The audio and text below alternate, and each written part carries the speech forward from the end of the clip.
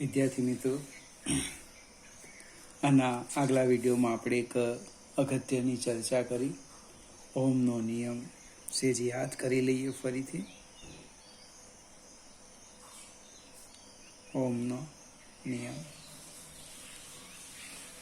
વી અપન આઈ બરાબર અચળ. કોઈ પણ વાહકમાંથી પસાર થતો પ્રવાહ એ તે વાહકના બે છેડા વચ્ચે વિદ્યુત સ્થિતિમાનના તફાવતના સમપ્રમાણમાં, એને આપણે ઓહમનો નિયમ કીધું હતું ને આ રીતે લખ્યું હતું. આ જે અચળ ગુણોત્તર છે એને તે વાહકનો અવરોધ કહે છે. અવરોધની રેઝિસ્ટન્સનો કેપિટલ આર લખીએ એટલે મોટે ભાગે મિત્રો આમ લખે વી અપન આઈ બરાબર આર. કોઈક વિદ્યાર્થીને આપણે પૂછીએ ઓમનો નિયમ કે તરત લખે V is equal to I R. ખોટું સાચું જ છે પણ ખરેખર લખાય મને વાહકના બે છેડા વચ્ચેનો પોટેન્શિયલ ડિફરન્સ અને તેમાંથી પસાર થતા પ્રવાહનો ગુણોત્તર અચળ મળે. આ અચળ ગુણોત્તરને તે વાહકનો અવરોધ કહે છે. આગળ જઈએ. એ ત્રણ બાબત પર આધાર રાખે. એક, દ્રવ્યની જાત પ્રકાર, એલ્યુમિનિયમ, કોપર, જે કેવું તે. બીજું, પરિમાણ, જે આપણે હમણાં ચર્ચા કરવાના છે. અને ત્રીજું, તાપમાન. પરિમાણની વાત કરીએ. આપણું હેડિંગ છે અવરોધ પરિમાણ પર કેવી રીતે આધાર રાખે. પરિમાણ તો આપણે ચોપડીમાં જે આકૃતિ આપી છે આકૃતિથી સમજવા પ્રયત્ન કરીએ. ધારો કે બે માર્કનો પ્રશ્ન પૂછ્યો છે. ઓહમનો નિયમ લખી અવરોધ પરિમાણ પર કેવી રીતે આધાર રાખે અથવા તો એ સમજાવો. તો એ આકૃતિ દોરીને આખી ચર્ચા કરવાની નથી, માત્ર પહેલા સમજી લઈએ. મારી પાસે એક વાહક છે આ રીતનો, નાનો સરખો એક ટુકડો લઈએ. આ રીતનો એક વાહક લઈએ. આમ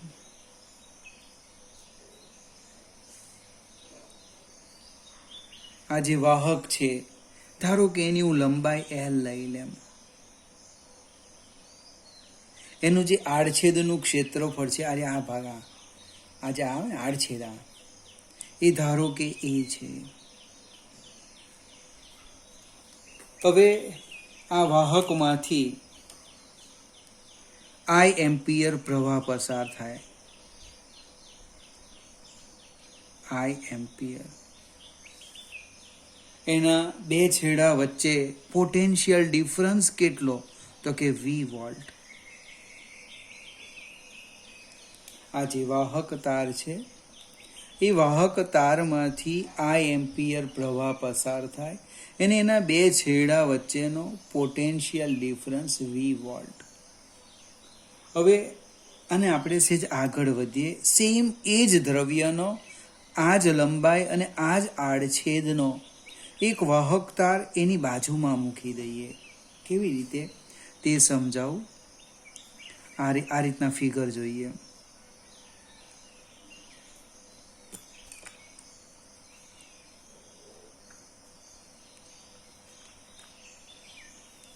બંનેની લંબાઈ એક સરખી છે.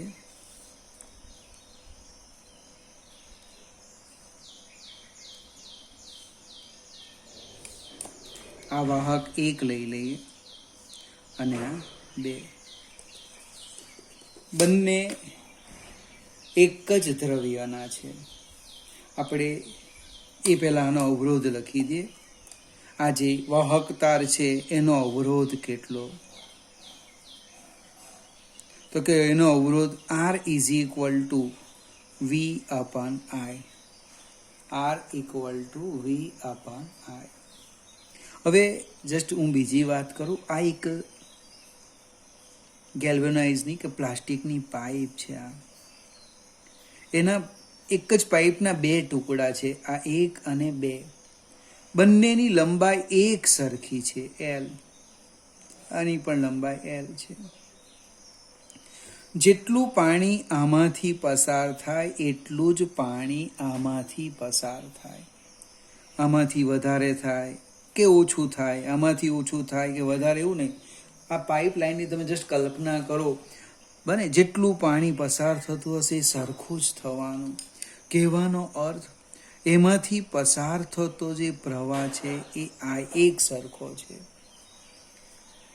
હવે પોટેન્શિયલ ડિફરન્સની હું વાત કરું તો પોટેન્શિયલ ડિફરન્સ આના બે છેડા વચ્ચે V વોલ્ટ, સેમ આના બે છેડા વચ્ચે V વોલ્ટ થવાનો. એટલે એના બે છેડા વચ્ચેનો કુલ પોટેન્શિયલ ડિફરન્સ કેટલો થવાનો? V પ્લસ V એટલે કે twice V. V plus V એટલે કે ટ્વાઇસ E. ખ્યાલ આવે કે નહીં આવે? ફરીથી એકને એક મુદ્દો સમજાવું.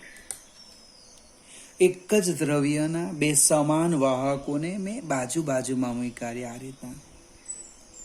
હવે બાજુમાં મૂક્યા પછીની પરિસ્થિતિ સમજાવું. બંને આ એક સરખા દ્રવ્યના છે, આના સેમ ટુકડા બે છે. પ્રવાહ સરખો જ પસાર થવાનો. આના બે છેડા વચ્ચેનો પોટેન્શિયલ ડિફરન્સ V, તો અહીંયા પણ કેટલો થવાનો? પોટેન્શિયલ ડિફરન્સ V થવાનો. એટલે એના આ બે છેડા વચ્ચેનો કુલ પોટેન્શિયલ ડિફરન્સ ટ્વાઇસ V આવ્યો. તો હવે અવરોધ કેટલો? આપણે લખવાના અવરોધ લખીએ. ધારો કે એને હું R' કેમ, તો કે ટ્વાઇસ V અપોન I. આના બે છેડા વચ્ચેનો પોટેન્શિયલ ડિફરન્સ ટ્વાઇસ V છે, ઉર્જાનો તફાવત, અને પ્રવાહ સમાન છે I. પણ તમે ઉપર જો આ સમીકરણ 1 આપો, V અપોન I એટલે તો R છે, તો R' કેટલો થવાનો? Twice R.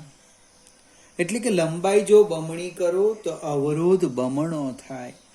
મેં લંબાઈ બમણી કરી તો અવરોધ બમણો થાય. લંબાઈ હવે અડધી કરી દઉં તો અવરોધ અડધો થવાનો. એનો અર્થ, પહેલું સ્ટેપ લખીએ કે વાહકનો અવરોધ તારની લંબાઈના સમપ્રમાણમાં. જેમ લંબાઈ વધે તેમ અવરોધ વધે, લંબાઈ ઘટે તેમ અવરોધ ઘટે. આને આપણે સમીકરણ નંબર 2 આપી દઈએ.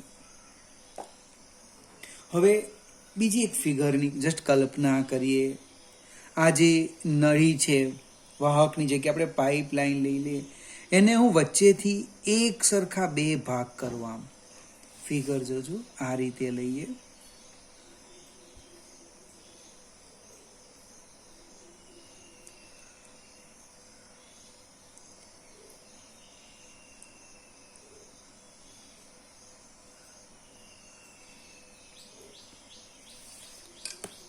ફિગરમાં શું થવાનું? જો આ જે આડછેદનું ક્ષેત્રફળ એ હતું, એ ક્ષેત્રફળ અહીંયા થઈ જશે. ફિગર દેખાતી નહીં હતી. આ જે વાહક તાર છે, આ વાહક તાર, એને લંબાઈને સમાંતરમાં એક સરખા બે ભાગ કર્યા, બે ભાગ આ રીતે. એટલે એની લંબાઈ સરખી રહેવાની. જો પણ એનું આડછેદનું ક્ષેત્રફળ છે એ અડધું થઈ ગયું, a/2. એટલે જે પેલો પ્રવાહ આવતો હતો, એ પ્રવાહ પણ કેટલો થઈ ગયો? I/2. કુલ પ્રવાહ કેટલો હતો? અહીંયા I હતો, I. અને એ પ્રવાહના આપણે અહીં બે ભાગમાં વિભાજન થઈ જવાના. આ એક નળી અને આ એક નળી. અહીંયા જેટલું પણ પાણી આવતું હતું એ બંને નળીના આડછેદ સરખા છે, એટલે અડધું જવાનું. પાણી આપણને ખ્યાલ આવે, પ્રવાહ જોઈ શકતા નથી, એટલે આ પ્રવાહ કેટલો થઈ ગયો? I/2. અને પોટેન્શિયલ ડિફરન્સ સરખો જ રહેવાનો. આમ તો હવે અવરોધ કેટલો થવાનો? જો આપણે અવરોધ લખીએ તો અવરોધ એને R" લઈ લેમ, V અપન I/2, V/I/2. પ્રવાહ કેટલો છે? I/2. છેદનો છેદ અંશમાં જાય એટલે કે R" twice V/I. Twice V/I. ફરીથી આપણે આપણા સમીકરણ 1નો ઉપયોગ કરીએ. V/I તો R છે, તો કિંમત મૂકી દઈએ ટ્વાઇસ R. હવે એક આપણે વાક્ય લખ્યું કે વાહક તારનો અવરોધ એ લંબાઈના સમપ્રમાણમાં. લંબાઈ બમણી કરી, અવરોધ બમણો થઈ ગયો. લંબાઈ 3 ગણી કરું, અવરોધ 3 ગણો થવાનો. એનું આડછેદનું ક્ષેત્રફળ અડધું કરી દીધું. આડછેદનું ક્ષેત્રફળ અડધું કરી દીધું તો શું થયું? અવરોધ બમણો થઈ ગયો. ક્ષેત્રફળ ઘટે અને અવરોધ વધે. એનો અર્થ અવરોધ અને ક્ષેત્રફળ એકબીજાના વ્યસ્ત પ્રમાણમાં થવાનું. આડછેદનું ક્ષેત્રફળ અડધું કીધું તો અવરોધ બમણો થઈ ગયો. એનો અર્થ વાહક તારનો અવરોધ. વાહક તારનો અવરોધ એને સપોઝ આપણે એમ જ લખીએ છીએ, અવરોધ સંજ્ઞા R ચલે છે 1/A. આડછેદનું ક્ષેત્રફળ અડધું કરો, અવરોધ બમણો થઈ જશે. આડછેદનું ક્ષેત્રફળ ઘટે, અવરોધ વધે. આડછેદનું ક્ષેત્રફળ વધારો તો અવરોધ ઘટશે. અને આપણે સમીકરણ નંબર 3 આપીએ. હવે પ્રશ્નો જે પૂછે એની હું સમજૂતી આપું કે પરિમાણ પર કેવી રીતે આધાર રાખે. તો ડાયરેક્ટ લખવાનું છે, આ સમજાવવા જવાનું નથી. અહીંયા જે મેં તમને સમજૂતી આપી માત્ર આ 2 લીટી છે, આ અને આને સમજવા માટે. હવે આપણે સીધું જ લખવાના. જો સમજાવું કેવી રીતે વર્ક કરવાના. પરિમાણની વાત કરું છું. વાહક તારનો અવરોધ એ તારની લંબાઈના સમપ્રમાણમાં અને આડછેદના ક્ષેત્રફળના વ્યસ્ત પ્રમાણમાં. એ પરિમાણ પર કેવી રીતે આધાર રાખે? તો કે લંબાઈના સમપ્રમાણમાં અને આડછેદના ક્ષેત્રફળના વ્યસ્ત પ્રમાણમાં. આ બંને સમીકરણને આપણે ભેગા કરી દઈએ તો R થાય. R ચલે છે L/A. ટૂંકમાં આપણે શરૂઆત અહીંથી કરવાની. શબ્દમાં લખવાનું જોઈએ. પહેલા અવરોધ એ લંબાઈના સમપ્રમાણમાં અને આડછેદના ક્ષેત્રફળના વ્યસ્ત પ્રમાણમાં. બંનેને આ રીતે લખવું, ભેગા કરો. આ ગણિતમાં ચલે છે નહીં લખવું હોય તો અચળાંક મૂકવાનો. એટલે કે R = ρL/A. એક અચળાંક મૂકી દીધો. R = ρL/A. આ જે સમપ્રમાણતાનો અચળાંક છે ρ, એને દ્રવ્યની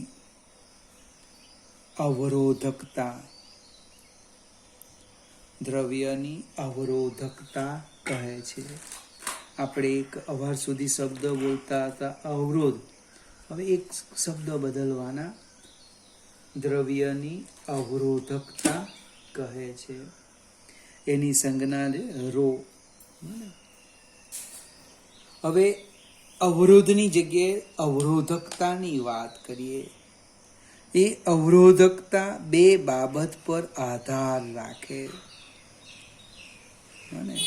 શાના પર આધાર રાખે? તો કે 2 બાબત પર. કઈ? તો કે એક દ્રવ્યની જાત અને બીજું તાપમાન.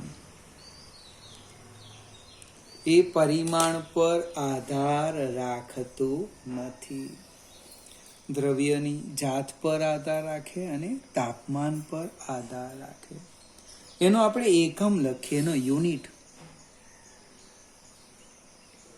હવે એનો એકમ લખવું હોય તો અવરોધકતાને સૂત્રના કરતા કરવું પડે.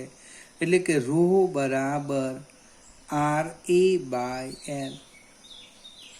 ρ બરાબર RA બાય L. R એટલે અવરોધ, એનો એકમ છે ઓમ, અને ઓમ. એ ક્ષેત્રફળ મીટર સ્ક્વેર. છેદમાં લંબાઈ એટલે કે મીટર. આધાર સરખા ભાગાકાર ઘાતાંકની બાદબાકી ઓમ ઇન્ટુ મીટર. 2 ઓછા 1 એટલે 1. અવરોધકતાનો એકમ ઓમ ઇન્ટુ મીટર. ફરીથી હવે આપણે જે ચર્ચા કરવાના એ હું સમજાવું. અવરોધની જગ્યાએ આપણે અવરોધકતાની જ વાત કરીશું. મને અવરોધકતા દ્રવ્યની વધશે તો અવરોધ વધે. કેમ? આવું શા માટે? તો કે અવરોધ પરિમાણ પર આધાર રાખે. એટલે એક જ દ્રવ્યના મારી પાસે 5 ટુકડા હોય જ, અલગ અલગ 5નો અવરોધ જુદો આવે. જ્યારે અવરોધકતા કેવી આવે? સમાન આવે. અવરોધકતા દ્રવ્યની જાત પર, એલ્યુમિનિયમ, કોપર, લોખંડ, એટલે એની આપણે ચર્ચા કરીશું, અવરોધની નહીં. કોઈકને થાય કે મારે એની વ્યાખ્યા આપી છે તો પણ ખૂબ સરળ છે. જો L ઇઝ ઇક્વલ ટુ 1 લેવ, A ઇઝ ઇક્વલ ટુ 1 લેવ. આપણે અહીંયા લખીએ અને ફરીથી લખું. R is equal to ρ L by A છે. એની અંદર આપણે શું કરીએ? જો A is equal to 1 meter લઈ લઈએ. A is equal to 1 meter square લઈ લે. કિંમત મૂકવું તો લખાય R ઇક્વલ ટુ ρ. હવે વ્યાખ્યા અહીંયા પડી છે. જો તમારે વ્યાખ્યા પરીક્ષામાં લખવાનું નથી, જે માગે એટલું જ લખવાનું 2 માર્કમાં. આ બધા ઓબ્જેક્ટિવ માટે કામ લાગે. એકમ લંબાઈ અને એકમ આડછેદ ક્ષેત્રફળ વાળા વાહક તારના અવરોધને દ્રવ્યની અવરોધકતા કહે છે. અહીંથી એકમ લંબાઈ અને એક એકમ ક્ષેત્રફળ વાળા વાહક તારના અવરોધને દ્રવ્યની અવરોધકતા કહે છે. ફરીથી લખું છું. એકમ લંબાઈ અને એકમ ક્ષેત્રફળ વાળા વાહક તારના અવરોધને એકમ લંબાઈ અને એકમ ક્ષેત્રફળ વાળા વાહક તારના અવરોધને તે દ્રવ્યની અવરોધકતા કહે છે. આપણે 2 મિનિટ એક સ્ટેપ આગળ વધીએ. અવરોધકતાના બીજા 2 સૂત્ર લખીએ. જો હું સમજાવું, ઓબ્જેક્ટિવ માટે કામ ના છે, એ થિયરીમાં નથી આવવાનું, માત્ર આપણે સમજવા પ્રયત્ન કરીએ. R is equal to ρ L by A. હવે ઉપર નીચે હું L વડે ગુણી દેમ તો શું થશે? જો ઉપર નીચે L વડે ગુણીએ તો R બરાબર ρ L સ્ક્વેર બાય AL. ઉપર નીચે A વડે ગુણો તો આમ લખાય R is equal to ρ L A by A square. ઉપર નીચે L વડે ગુણ્યા, અહીંયા ઉપર નીચે A વડે. હવે AL એટલે શું? AL એટલે V. તમે તારની લંબાઈ ખેંચીને વધારો કરો, દબાવીને ઘટાડો કરો, મિત્રો એનું કદ બદલાતું નથી, V અચળ રહે. તો આમાં કિંમત મૂકું. R is equal to ρ L square by V. આમાં કિંમત મૂકું. AL બરાબર V એટલે શું થવાનું? R બરાબર ρ V by A square. Objective છે ખૂબ મજાનું. રો અને વી તો અચળ રહે, એટલે કે આર ચલે છે એલ સ્ક્વેર, આર ચલે છે 1/a સ્ક્વેર. લંબાઈમાં વધારો ઘટાડો કરો. માત્ર લંબાઈ આપી હોય તો આ સૂત્ર ચાલે, માત્ર ક્ષેત્રફળ આપ્યું હોય તો આ સૂત્ર ચાલે. તમને બંને જ ખબર હોય, લંબાઈ ને ક્ષેત્રફળ, તો આ લઈ લો. 3 સૂત્ર એક સરખા છે, માત્ર સમજવાનું છે ઓબ્જેક્ટિવ માટે. 1, 2 અને 3. લંબાઈ બમણી કરો તો અવરોધ કેટલો થાય, લંબાઈ 3 ગણી કરો અવરોધ કેટલો થાય, ક્ષેત્રફળ આમ કરો તેમ કરો, જે કંઈક આપ્યું હોય તે. આનો ઉપયોગ કરીને આપણે સમજવા પ્રયત્ન કરવાનો. આગળ જઈએ. ફરીથી મેઇન પોઈન્ટ્સ પર આવી ગયા.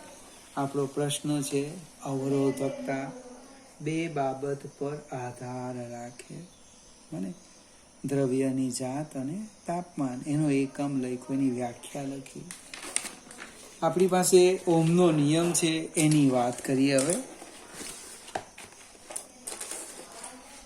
ઓમનો નિયમ.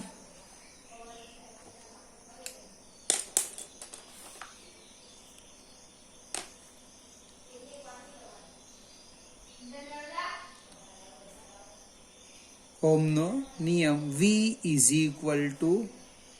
IR. એમાં આપણે R ની કિંમત મૂકી દઈએ. R = ρL/A. એટલે કે V બરાબર, તમે કિંમત મૂકી, કોની મૂકવાના? અહીંયા R ની જગ્યાએ કઈ? તો કે ρL/A. તો V બરાબર શું થવાનું? જો I ρL/A. V બરાબર I ρL/A. મિત્રો, આના આગલા વિડીયોમાં મેં ખૂબ ઝડપથી સમજાવેલું, જો યાદ આવે તો. I/A, એને આપણે પ્રવાહ ઘનતા જે કીધેલું. એકમ આડછેદ ક્ષેત્રફળ દીઠ આડછેદને લંબ રૂપે પસાર થતા પ્રવાહને પ્રવાહ ઘનતા કહે છે. એટલે આમાં કિંમત મૂકી દઈએ જેની. કોની જગ્યાએ? I/A ની જગ્યાએ કિંમત મૂકવાના, જે. એટલે આમ લખાય V બરાબર J/L. કોઈકને વિચાર આવે મારે L અહીંયા નથી લખવો, તો સામે લઈ જાઓ, અથવા બીજી પણ પદ્ધતિ છે. V/L = J/ρ. પણ મિત્રો પાછા ફરીથી યાદ કરો, V/L ને શું કહેવાના? V/L ને આપણે શું કહેવાના? V/L વિદ્યુત ક્ષેત્ર E. કોઈક મિત્રો V = EL લખી દે તો LL કેન્સલ થશે, અથવા મારાથી આમ લખાઈ ગયું. તો આ કિંમત અહીંયા મૂકી દઈએ.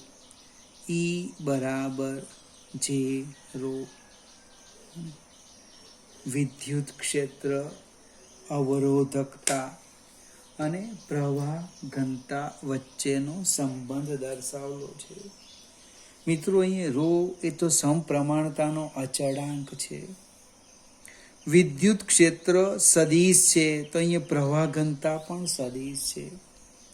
પ્રવાહની દિશા એ જેની દિશા, અને એ જ કઈ આવવાની? વિદ્યુત ક્ષેત્રની દિશા. એટલે કોઈક મિત્ર આમ પણ લખી દે, E બરાબર J/ρ. હવે એક નવી ભૌતિક રાશિ છે વાહકતા. એની સંજ્ઞા છે સિગ્મા. એ આમ લખાય.